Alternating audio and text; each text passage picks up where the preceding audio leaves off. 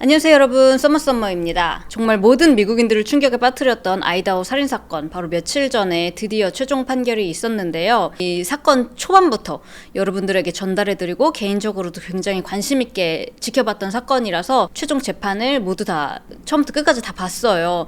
저도 보면서 막 눈물 흘리기도 했고 화도 나고 하는데 저뿐만이 아니라 검사, 판사까지도 막 눈물을 흘리고 목이 메이는 등 fixed in the custody of the Idaho Department of Correction. This is the picture taken on November 12th of the special family of 1122.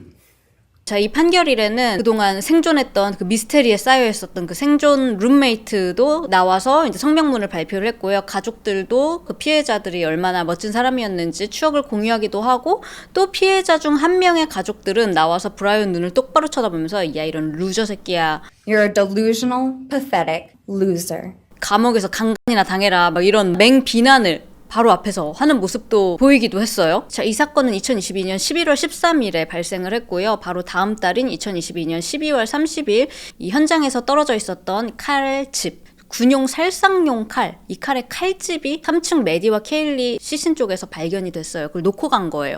여기에서 나왔던 DNA를 통해서 이 브라이언 코버거를 유력 용의자로 체포를 했는데 2년 반 동안 나 아닙니다 하더니 갑자기 지난달에 사실 나 맞아요. 네, 제가 다 죽였습니다. 대신에 제가 인정 먼저 했으니까 사형만은 피하게 해주세요 해서 플리 딜이라고 하거든요. 검찰이랑 브라이언 코버거랑 딜을 본 거예요. 그래서 이번에 그렇게 딜을 본 채로 형량 선고일, 최종 판결일이 내려지게 된 거였는데요. 그동안에는 수사 기록에 대한 함구령이 내려져 있었기 때문에 대중에 공개되지 않았던 굉장히 방대한 자료들이 있었는데, 이게 이 형량 선고 이후로 완전 대중에 대거 300몇 페이지가 공개가 됐어요. 그래서 오늘 영상에서는 두 파트로 나눠서 첫 번째 파트에서는 경찰 수사 기록에 따른 이 피해자들 시신이 집에서 어떤 모습으로 어떻게 발견이 됐었는지, 그리고 이 자료들을 바탕으로 한 사건 당일날의 재구성, 그리고 보니까 사건 전에도 고작 막 몇 주 전 이럴 때부터 이 피해자 중 한 명이 스토킹을 당한 것 같다, 그리고 키우던 강아지가 안 하던 굉장히 이상한 행동들을 했던 게 있었고 그걸 친구들한테 말했던 게 있더라고요. 그 소름 돋는 사건 바로 이전에 있었던 일련의 사건들, 그리고 이것들을 바탕으로 전문가들이 보는 이 브라이언 코버거의 범행 동기를 이야기를 해볼 거고요. 그리고 두 번째는 이 판결 당일에 속 시원하게 가족들이 어떤 이야기를 성명문으로 이야기를 했는지, 최종 판결은 어떻게 나왔는지, 브라이언 코버거는 법정에서 어떤 리액션을, 반응을 보였는지, 이렇게 두 파트로 나눠서 이야기를 해드리도록 하겠습니다. 제가 또 이 아이다호 사건 마무리가 되면서 이거에 또 빠져가지고 여기에 대해서 알아보느라 사실 다른 사건 이야기 업데이트가 조금 느렸어요. 아이다호 영상은 오늘 이걸로 마지막으로, 이제 이 다음부터는 미국 사건, 다양한 미국 사건 막 업데이트 될 거니까 여러분들 구독하시고 또 다음 영상도 놓치지 마세요. 피해자 시신들이 어떻게 발견이 됐는지 이야기를 해볼게요. 먼저 3층에서 베프 메디랑 케일리 둘이 같이 자고 있었고, 여기서 사망한 채로 둘이 같이 발견이 됐잖아요. 케일리는 얼굴 형태를 알아볼 수가 없는 정도였다고 합니다. 여기 출동했던 경관의 진술 내용을 그대로 읽어드리자면, 심한 안면 손상으로 인해 얼굴 구조를 식별할 수가 없을 정도였으며 두 여성 모두 피부가 매우 창백했고 말라붙은 피에 덮여 있었으며 명백하게 사망한 상태였다 라고 적혀 있었는데, 케일리는 얼굴하고 복부를 중심으로 엄청난 공격을 받았대요. 칼로 무려 30회 이상의 공격을 받았다고 하는데, 특히 복부 쪽이 피 웅덩이였고요. 이 얼굴의 피부, 뼈가 너무 심하게 훼손돼서 누군지 얼굴 보고는 신원을 전혀 알아볼 수가 없는 상태였다고 해요. 케일리는 아마 자다가 갑자기 공격을 받은 걸로 보여졌는데, 그럼에도 불구하고 끝까지 살인마인 브라이언과 맞서 싸웠던 걸로 보인다고 해요. 이런 걸로 봐서 아마도 브라이언이 3층에 올라와서 메디를 먼저 공격을 했고, 아마 메디가 부상을 입어서 어떻게 더 이상 할 수 없는 상태에서 케일리가 깼을 거다 소리를 듣고, 추가로 공식 문서에는 적혀 있지 않았지만 케일리의 아버지 그리고 유출된 법의학 전문가의 진술서에 따르면 케일리의 치아가 다 부서져 있었다고 하거든요. 정말 산산조각이 나 있었대요, 치아들이. 이 진술서 내용을 보면 위쪽 입천장 가까이까지 다 부서져 있었다. 이 케일리의 부검 결과에 따르면 칼로 인한 부상, 분기에 의한 뇌 출혈도 있었어요. 거기다 질식사 소견도 있었다고 하는데, 아마 이 질식사라는 게 누군가 손으로 이렇게 입을 막거나 했다기보다 뭔가 여기에 쓰인 다른 도구가 있었던 것 같다. 이제 그래서 치아까지 다 부서졌던 것 같다라고 보고 있는데 이 케일리의 입 주변에 줄무늬 모양으로 멍이 든 자국이 있었대요. 그럼 이게 뭐냐? 왜 입 막는 이런 도구 같은 거 있잖아요. 실제로 이 브라이언 코버거의 핸드폰 포렌식을 해봤을 때 취한 여자들 억지로 강제하는 그런 영상들이 되게 많았는데 그 영상에서 나온 여자들이 이 입 막는 입가리개 뭐 이런 거 있죠. 이런 거를 하고 있는 영상들이 다수였고 브라이언이 또 여기에 꽂혔는지 이 입 가리개 같은 그런 도구들을 검색한 기록들이 있었단 말이에요.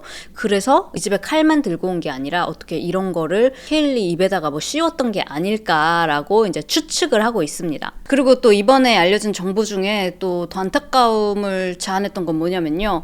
케일리가 이 메디랑 같이 자고 있었다고 했잖아요. 뭐 그냥 친한 친구라서 수다 떨다가 같이 잠들었나 보다 이렇게 생각했는데 그게 아니었어. 케일리, 메디 둘 다 21살이었거든요. 근데 케일리가 먼저 졸업을 하고 이미 다른 곳에 직장하고 집이랑 다 구해가지고 취업도 했어요. 그리고 그 기념으로다가 새로 차도 뽑았대. 그래서 이 집에서는 이미 나왔고 이 방을 다 정리를 한 상태였단 말이에요. 그래서 케일리 방은 그냥 빈 상태나 마찬가지였어. 가구나 이런 게 없으니까 당연히 메디 방에서 잔 거예요. 이날은 그냥 주말을 맞아서 친구들한테 나 새 차 SUV 샀다 애들한테 자랑하고 태워주고 이렇게 하려고 또 그냥 작별 인사 하려고 이 집에 들렸다가 이런 일이 생긴 거예요. 케일리랑 메디는 베프를 넘어서 거의 가족, 자매 같았던 사이였어요. 완전 왜 한국말로는 불알 친구라고 하잖아요.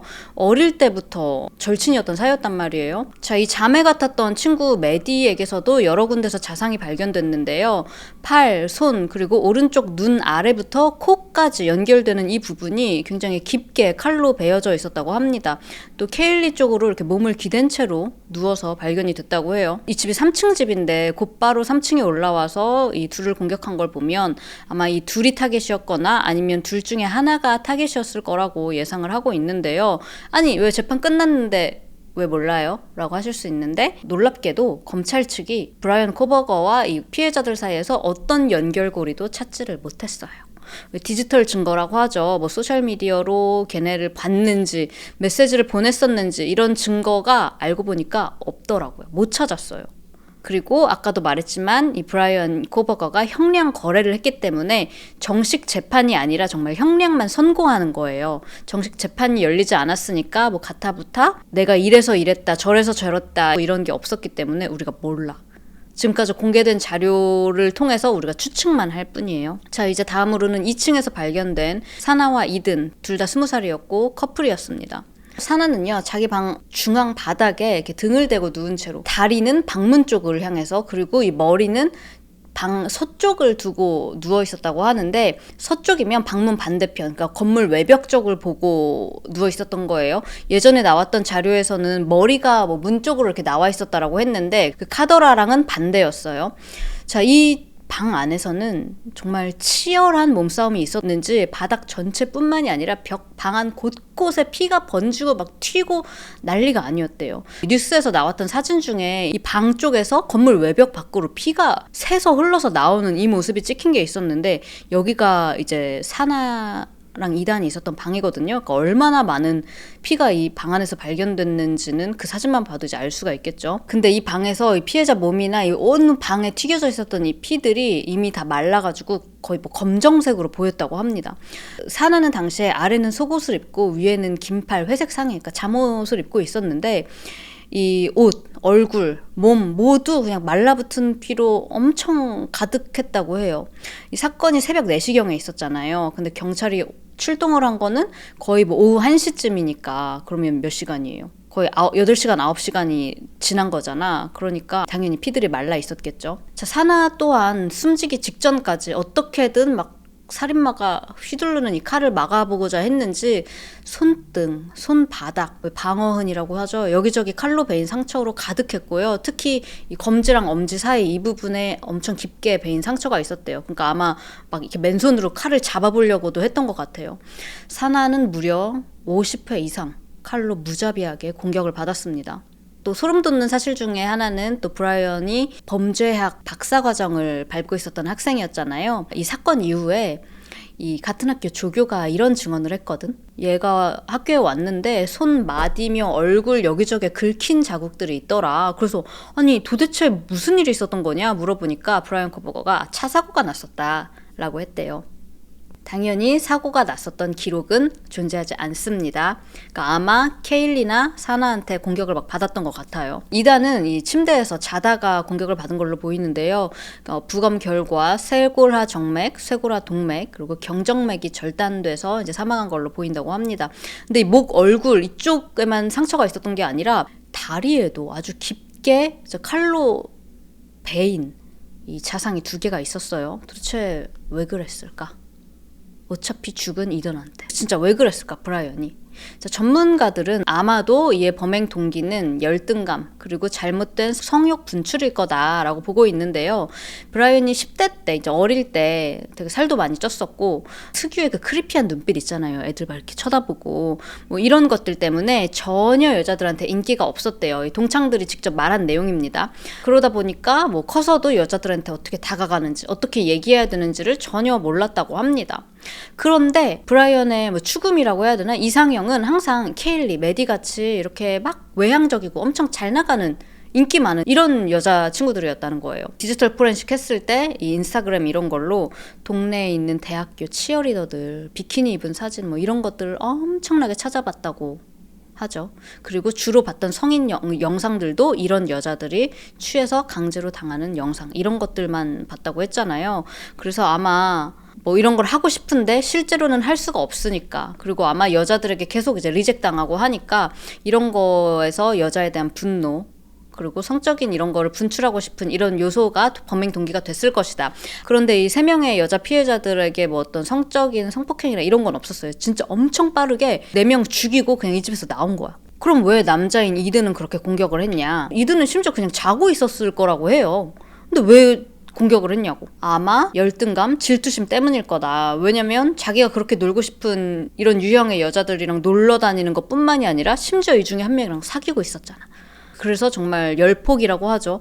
이 머리, 목을 막 공격을 해서 사망을 하게 했고 이 2 다리에도 깊게 칼자국을 낸 게 아닐까. 이 다리에까지 이럴 이유가 진짜 없었잖아요. 이미 사망했는데. 그래서 아무튼 많은 전문가들이 이렇게 열등감, 질투, 성욕 분출이라고 보고 있습니다. 자, 그러면 지금부터는 3D 영상을 볼 건데요. Asget Industry라는 분이 3D로 직접 재구성한 사건이 영상이에요. 정말 너무 잘 만들었더라고요. 그래서 지금까지 발표된 이 내용을 바탕으로 같이 이날 밤 어떤 일이 있었는지 사건을 함께 재구성해 보도록 하겠습니다. 3D 영상은 범행 시간 30분 전인 새벽 3시 30분부터 시작을 해요. 보시는 것처럼 3층에서 메디랑 케일리가 자고 있었고요. 바로 밑에 방이 그 생존 룸메인 딜런이에요. 여자입니다. 참고로 이름이 딜런이라서 남자 아니냐고 하시는 분들이 있었는데 이 여자예요. 그리고 딜런 방 바로 밑이 또 다른 생존 룸메인 베서니 방이에요. 그리고 이제 보시는 것처럼 딜런 옆 방인 2층에 이제 사나만 깨어 있었는데 남자친구 이선은 사나 옆에서 잠을 자고 있었고요. 사나는 이 핸드폰으로 배달 음식 주문을 하고 있었어요. 자, 새벽 3시 30분 28초경 브라이언 코버거가 자신의 흰색 현대 엘란트라를 타고 처음으로 이 집 골목에 진입을 합니다. 첫 번째 돌 때는 좀 천천히 주변에 누가 있는지 집 불이 켜져 있는지 확인하는 것처럼 이렇게 동향을 살피듯이 이렇게 천천히 돌다가 2번째, 3번째부터는 속력을 내가지고 빙빙 맴돕니다. 자, 이때만 해도 사나 방에 불이 켜져 있었어요. 자, 새벽 3시 59분 사나가 배달 음식을 시켰잖아요. 이 기사가 도착을 해서 음식을 두고 갑니다. 사나는 음식을 받고 자기 방으로 들어가서 불을 껐어요. 아마 그냥 막 이렇게 식사가 아니라 이렇게 쭈어 먹을 간식 같은 걸 주문을 했나 봐요. 그래서 불은 꺼져 있었지만 사나가 자고 있었던 건 아니에요. 계속 틱톡을 보면서 이 음식을 먹고 있었어. 근데 이 주변을 이렇게 빙빙 맴돌던 브라이언이 새벽 4시 4분 이 집 불이 드디어 다 꺼진 거를 확인을 한 거야. 집 뒤쪽에 차를 주차를 합니다. 새벽 4시 13분 피해자들 집에 들어갔어요. 이 집에는 어떻게 들어갔냐? 이 집 구조가 좀 특이한데 이 집 뒤쪽에서 이 집에 들어오려면 주방에 있는 미닫이 문으로 이렇게 열고 들어올 수가 있는데 그러면 들어오면 1층이 아니라 2층이에요. 근데 이 미닫이 문이 열려 있었나 봐. 그래서 이 문을 열고 들어왔어요. 그리고 마치 이 집 구조에 대해서 너무 잘 아는 듯이 들어오자마자 곧장 3층 메디와 케일리가 있던 방으로 브라이언 코버거가 올라갑니다. 브라이언이 3층에 가서 3분도 안 된 시점에 사나가 밥을 먹고 틱톡을 보다가 주방 쪽으로 나왔어요. 어떻게 아냐? 핸드폰 기록을 통해서 이 동선을 알 수가 있대요. 어디로 걸어갔는지 이런 거를. 포렌식으로 포착이 된 정황이에요. 자, 아마도 남은 뭐 음식을 정리하던지 하려고 나왔겠죠? 근데 이 사나가 주방에 왔다가 깜짝 놀란 거야. 어머, 미닫이 문이 왜 활짝 열려있지? 그리고 그 순간 이 위층 3층에서 우당탕탕 하는 무슨 소리를 들은 거예요. 이 같은 층인 2층에서 자고 있었던 딜런도 이 소리를 듣고 자다가 깨가지고 이게 무슨 소리지? 들어보니까 케일리가 강아지가 있었어요. 머피라고. 머피가 막 짖는 소리도 들리고 케일리 목소리도 들리고 막 우당탕탕 하는데 딜런은 이 소리를 듣고 아 뭐야? 케일리 뭐 틱톡 찍나? 아 춤추나 보다 라고 생각을 했대요. 하지만 주방에서 문 열린 것도 확인한 사나는 깜짝 놀라서 곧바로 3층으로 뛰어 올라갔어요. 친구들 괜찮나 확인하려고. 이것도 핸드폰에 남겨진 이 걸음수 그리고 고도 변화 기록으로 추적을 할 수가 있었대요. 되게 신기하죠? 자, 아무튼 그렇게 사나가 3층에 있는 메디방 앞에 딱 도착을 하는데 방문은 활짝 열려있고 브라이언 코버거가 그 안에서 친구들을 다 난자하고 있었던 모습을 바로 목격을 한 거예요. 곧바로 뒤를 돌아서 이제 도망가려고 하는데 바로 브라이언도 사나를 추격을 했어요. 사나가 미처 계단을 내려가기도 전에 3층 복도에서 이미 브라이언이 사나를 칼로 찔렀나 봐. 왜냐면 이 복도에도 막 피가 튄 자국들이 있었대요. 뒤에 칼을 막 맞으면서도 계단을 내려가서 2층에 있는 자기 방까지 뛰어가요. 자, 이때 2층에서 깨 있었던 이 룸메 딜런은요, 이 와다다다 이런 소리를 들었어. 계단 막 내려오는 소리 있잖아요. 그리고 어떤 여자가 집에 누군가 들어왔어! 라고 말하는 소리를 들었대요. 딜런은 이게 케일리 목소리인가 보다 라고 생각을 했는데 그게 아니라 살인마로부터 죽을 힘을 다해서 도망치고 있는 사나 목소리였던 것 같아요. 자, 어쩌면 사나는 빨리 이 방으로 내려와서 남자친구를 깨우고 어떻게 같이 싸워보던지 도망가려든지 하려고 했던 것 같은데 이 브라이언은 방까지 쫓아왔고 이미 여러 번 공격을 받은 사나는요, 이단을 미처 깨우지도 못했고 죽을 힘을 다해서 맨손으로 이 브라이언의 칼을 막아보려고 했어요. 이 칼은 그냥 칼도 아니고 K-bar 나이프라고 군인 사냥용, 살상용 칼입니다. 룸메 딜런이 도대체 무슨 일이 일어나고 있는 거야? 뭐야? 하고 무서워서 다시 문을 열어봤는데 누군가가 흐느끼는 소리를 들었대요. 아마 사나였을 거예요. 그리고 이 흐느끼는 목소리 뒤로 It's okay, I'm gonna help you. 괜찮아, 내가 도와줄게 라고 하는 목소리를 들었다고 했는데 이 목소리가 전혀 친절하지 않고 되게 위협적으로 들렸다고 합니다. 그러니까 괜찮아, 내가 도와줄게. 이런 말투? 였던 것 같아요. 새벽 4시 17분 이웃집 카메라에 비명소리와 함께 쿵 하는 소리가 포착이 되거든요.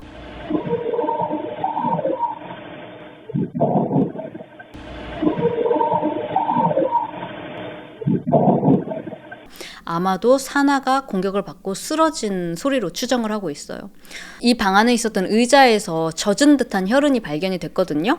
아마도 이 짧은 시간 안에 4명을 살해한 이 브라이언 코버거가 지쳐서 여기서 한 30초 정도 숨을 돌렸던 것 같다라고 추정을 하고 있습니다. 그리고 브라이언이 일어나서 집 밖으로 나가려고 하던 도중에 이 룸메 딜런이 다시 한번 3번째로 무슨 일 있나?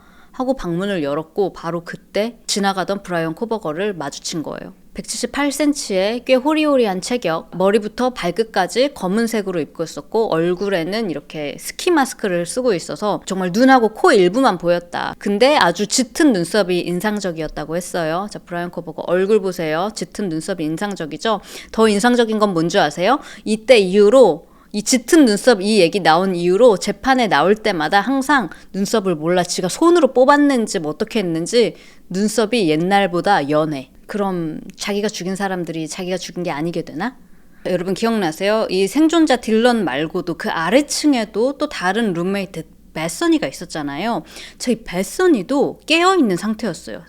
자고 있었는데 베서니 증언으로는 뭔가 폭죽 같은 팍팍팍 막 이런 소리가 나서 깼대요. 그리고 딱 일어나는 순간 막 섬광을 자기는 눈앞에서 봤대. 그게 뭔지 모르겠어요. 섬광은 없었잖아요. 폭죽은 아니었으니까. 아무튼 그래서 뭔가 폭죽인가? 애들이 밖에서 장난치나? 라고 생각을 해서 아무튼 깨어있는 상태였다고 합니다. 자, 그 와중에 딜런이 위층에서 브라이언 코버거 살인마를 목격을 하고 깜짝 놀라서 다시 들어가서 문을 닫고 케일리, 매디 전화를 돌렸어. 야, 너네 괜찮은 거 맞냐고. 근데 아무도 전화를 안 받으니까 딜런이 더 무서워졌어요. 베서니한테 연락을 하니까 베서니는 깨어 있었어. 우리 지난 영상에서 둘이 어떤 문자를 막 오고 갔는지 문자 내용 공개됐던 거 다 영상에서 같이 이야기했어요. 아, 나 너무 무서워. 애들이 전화를 안 받아. 이러니까 베서니가 빨리 그냥 내 방으로 뛰어오라고. 자, 그리고 둘이 베서니 방에서 만나서 그날 밤에 같이 그냥 핸드폰 보고 잠들었어요. 둘은 그냥 별일 아니었겠지. 뭐 누구 친구가 왔었나 보지 하고 그냥 핸드폰 보다가 잠들었다가 또 깨서 핸드폰 보다가 또 잠들었다가 이렇게 했어요. 자, 이 둘은 오전 11시쯤에 완전히 일어나서 다시 이 4명의 친구들에게 전화를 계속 돌렸어요. 이 둘은 이때까지도 애들 전화 받겠지. 전화 받으면 야, 너네 어제 뭐야? 뭐하고 놀았어? 누구 뭐 다른 친구들도 초대했었어? 뭐야, 쫄았잖아. 하하 웃으면서 아침 뭐 먹으러 갈래? 하고 평소 같은 캐주얼한 대화를 나눌 줄 알았지만 죽어서 누워있는 친구들은 당연히 전화를 받지 않았어요. 그러니까 둘이 진짜 무서워진 거야. 진짜 무슨 일 있었던 거 아니야? 하고요. 자, 그래서 둘이 1층 방에서 나오지도 못하고 이웃집에 사는 다른 친구 에밀리랑 헌터, 이 둘이 커플이에요. 이 둘한테 전화를 한 거예요. 에밀리랑 헌터는요, 이 전화를 받고 웃었대. 왜냐? 평소에도 베서니랑 딜런이 엄청 약간 무찌리? 무서운 거 잘 못 보고 겁이 되게 많은 친구들이라서 툭 하면 야, 우리 집에서 무슨 소리 난 것 같아. 우리 집에 좀 와봐. 야, 우리 집에 벌레 있는 것 같아. 네가 와서 좀 잡아봐 하고 툭 하면 우리 집에 와서 뭐 좀 도와달라고 전화를 했던 친구들이었거든요. 그래서 이날도 베서니랑 딜런이 야, 애들이 전화를 안 받아. 어제 뭐 누굴 본 것 같아. 막 이렇게 얘기를 하니까 둘이 또 알겠어. 그러시겠지. 오케이. 지금 갈게. 하고 얘네 또 시작이다. 하고 그 집으로 갔다는 거예요. 경찰 수사 기록에 따르면 이 헌터가 이 집에 왔는데 보니까 딜런이랑 베서니 상태가 너무 안 좋은 거예요. 애들이 진짜 겁에 질려가지고 진짜 덜덜 떨고 있었대요. 뭔가 우리 집에 무슨 일이 있었던 것 같다고. 무서워서 못 올라가겠다고. 그러니까 헌터가 일단 911에 신고를 하자고 했어요. 그래서 911에 일단 신고부터 한 거예요. 상황을 파악하기 전에. 그리고 911에 신고 전화를 하는 동안 헌터가 내가 올라갔다 오겠다. 너네 여기 있어라 하고 위층으로 올라갔어요. 2층인 이든과 사나 방에 들어간 거예요. 처음에 이 방에 들어갔을 때 헌터는 몇 초 동안 이게 도대체 무슨 일이야? 이게 뭐야? 하고 어리둥절했대요. 왜냐? 이게 피로 보이지 않고 막 까만 것들이 피가 말라붙어서 막 여기저기 튀어 있으니까 아니 도대체 무슨 파티를 한 거야? 라는 생각이 잠깐 몇 초 들었대요. 근데 그제서야 피를 흘리고 쓰러져 있는 이단하고 사나를 보고 바로 뒤돌아서 여자애들이 올라오려고 했거든요. 왜냐면 이 911 응답한 사람이 그 친구들 상태를 확인해봐야 된다고 막 그랬거든요. 근데 우리 911 그 전화 속에서도 들렸죠. 헌터가 야, 너네 오지 말라고. 빨리 다 나가. 당장 다 나가. 막 이렇게 했잖아요. 911 location of your emergency. Something is happening. Something happened in our house. We don't know what. What if someone is passed out? Can you find that out? Yeah, I'll come. Come on, Bethany. We gotta go check. But we have to.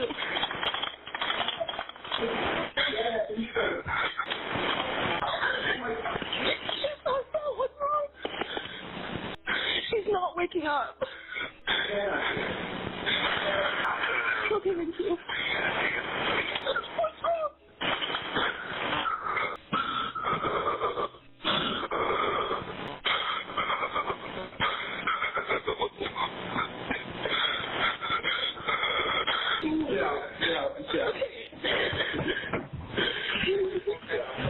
헌터 덕분에 다른 친구들은 그 끔찍한 장면을 보지 않게 된 거예요. 헌터가 이 친구들을 지켜준 거죠.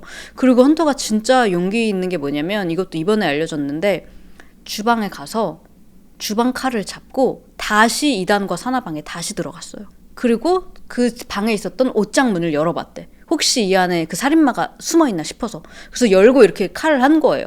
아무도 없는 걸 확인하고 그 처참하게 죽은 이단과 사나의 맥을 확인했다고 합니다. 자, 그리고 3층에 올라가서 케일리와 매디의 시신도 헌터가 확인을 했대요. 진짜 헌터는 어떻게 살고 있을까? 살아남은 생존자 친구들 그리고 그 가족들이 헌터한테 엄청 감사하게 생각한다고 하고 있는데요. 아무튼 경찰이 도착했을 때 헌터도 완전히 집 한쪽에 웅크려가지고 넋이 나간 채로 이 친구들이 이제 죽었다 이렇게 진술을 했다고 합니다. 자, 그리고 이거는 이전에도 이미 공개됐던 정보였는데 왜 브라이언의 핸드폰 기록을 보니까 이 사건 전에 이 집 근처를 수십 번을 들락날락 거렸었다고 얘기했었잖아요. 자, 그런데 케일리가 이 사건이 있기 한 달 전쯤부터 뭔가 이상하다고. 이 강아지 푸들 머피라는 강아지가 있었거든요.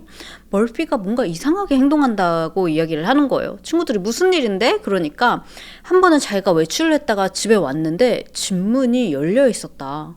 그리고 집에 들어가 보니까 개가 없어져 있더라. 그래서 깜짝 놀라서 막 집을 다 뒤지고 이 근처를 막 찾고 머피 불렀는데도 개가 없었대요. 근데 저기 집 앞쪽에 이 수풀 더미, 그러니까 막 덤불 있고 막 나무 있고 이렇게 아무튼 나무들 우거져 있는 그 공간이 있는데 거기서 머피가 달려오더래요. 그래서 너무 이상하다고 생각을 했대. 그리고 이날 이후에도 갑자기 머피가 수풀 속으로 들어가가지고 또 케일리가 머피 하는데도 다시 오질 않았대. 보통은 어딜 가도 이름 부르면 바로 다시 오는 애였는데 그 어두운 수풀 속으로 랜덤하게 그냥 질주해서 가더니 오지를 않았다가 한참 있다가 오고 그랬다는 거예요. 자, 그리고 또 케일리뿐만이 아니라 이 집에 왔었던 친구들도 놀다가 갑자기 머피가 이 집문 열린 틈을 타가지고 덤불 속으로 막 가더래. 그래서 친구들이 그 숲을 근처에도 갔는데 머피가 달려간 그 숲을 뒤쪽에서 그 나무 뒤쪽에서 뭔가 바스락바스락 발자국 같은 소리가 났다는 거예요. 이 친구들도 무서워서 뭐 하는 거야 머피하고 가지를 못했다는 거야. 이게 뭘 의미할까요? 그래서 일각에서는 이 이야기를 듣고 아마 브라이언이 이 집 근처에 왔다 갔다 했다고 했잖아요. 그때 이 집 근처에 갔을 거다. 피해자들이 집에 없을 때나 이럴 때 이미 집을 들락날락 할 수 있는 뭔가 집 현관문에 좀 약간 문제도 있었대요. 비밀번호 치고 들어가는 건데 가끔 작동이 안 되거나 막 이럴 때가 있었대요. 근데 알죠? 여기는 그냥 대학가 타운이니까 다 친구들이고 하니까 사실 그렇게 보안에 신경 쓰는 그런 동네가 아니었단 말이에요. 별 일도 안 생기고. 그러니까 뭐 집 문 가끔 열려있고 해도 뭐 내 친구가 문 잠그는 거 까먹고 그냥 나왔나 보다. 그냥 그렇게 생각하고 말았겠지?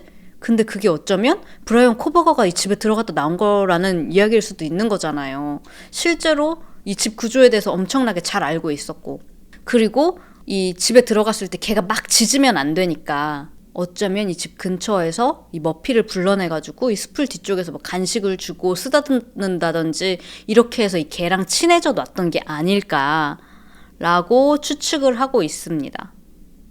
자, 그리고 이것뿐만이 아니라 사건 딱 한 달 전쯤부터 케일리가 친구들한테 나 머피 산책시키는데 저쪽 숲 근처에서 웬 어떤 남자가, 웬 어두운 형체가 나를 이렇게 뚫어져라 쳐다보고 있었다. 야, 나 스토커 생긴 건가? 막 그렇게 얘기를 했대요. 당시에는 친구들이 야, 무슨 스토커야 하고 웃어서 넘겼지만 사실 조금 걱정은 됐었다 라고 이야기를 했는데 어쩌면 그게 이미 브라이언 코버거가 아니었을까. 이제 보니까 말이죠. 그리고 브라이언 코버거가 체포된 이후에 이 경찰서로 나 저 사람 압니다 하고 왔던 여자가 한 명 있었는데 이 여자가 경찰한테 하는 말이 나 사실 틴더 알죠? 온라인 데이트 앱. 여기서 브라이언 코버거랑 매치가 돼서 대화를 나눈 적이 있다는 거예요. 대화를 하다가 둘이 이제 호러 영화, 무서운 영화에 대한 이야기가 오고 갔대요. 브라이언이 틴더 채팅으로 이 여성한테 네 생각에 제일 끔찍하게 죽는 살인당하는 방법이 뭐라고 생각해? 라고 물어봤대요. 그러니까 이 여자가 칼에 찔려 죽는 거라고 말했대요. 왜 미국에서는 총으로 많이 살인을 하니까 칼 하면 되게 더 무서운 그런 이미지가 있거든요. 실제로 그렇기도 하고. 그래서 아무튼 칼에 찔려 죽는 게 제일 무섭다라고 했더니 코버거가 K-bar라고 했대요. 여러분 K-bar가 바로 정확히 이 살인사건에서 사용된 그 군용 살상 무기 있죠. 칼. 그거예요. 이미 그 전부터 그 K-bar에 되게 집착하고 있었나 봐. 그러니까 이 여자가 K-bar? 그게 뭐지? 보통 사람들은 잘 모르잖아. 나도 이 사건 이전엔 몰랐다고요. 그래서 구글을 검색해봤는데 웬 무시무시한 칼이 나오니까 뭐야. 뭔가 좀 쎄해가지고 그날 이후로 뭔가 이상해서 대화를 그냥 끊었다고 하는데 브라이언 코버거가 언급했던 그 K-bar가 바로 지가 아마존에서 구매한, 그리고 매디랑 케일리를 죽일 때 갑자기 등장한 사나를 보고 놀라서 그 칼집을 침대 위에다 놓고 갔잖아요. 그리고 그게 결정적 증거가 됐잖아요. 그게 바로 그 K-bar 칼집이었죠. 다음 영상에서는요, 생존했던 이 룸메가 직접 최종 판결일에 나와서 어떤 이야기를 했는지, 그리고 피해자 중에 케일리 끝까지 맞서 싸운 진짜 여전사였잖아요. 이 케일리의 언니 알리비아가 야, 이 루저 새끼야 하면서 브라이언 눈 똑바로 보고 진짜 대박이었거든요. 사람들 막 다 박수쳤어. 바로 이어지는 다음 영상에서 이야기해보도록 하겠습니다. 이 영상은 제가 바로 올릴 거기 때문에 두 번째 영상 더보기란이나 댓글에 남겨둘게요. 그럼 다음 영상에서 계속 이야기해봅시다.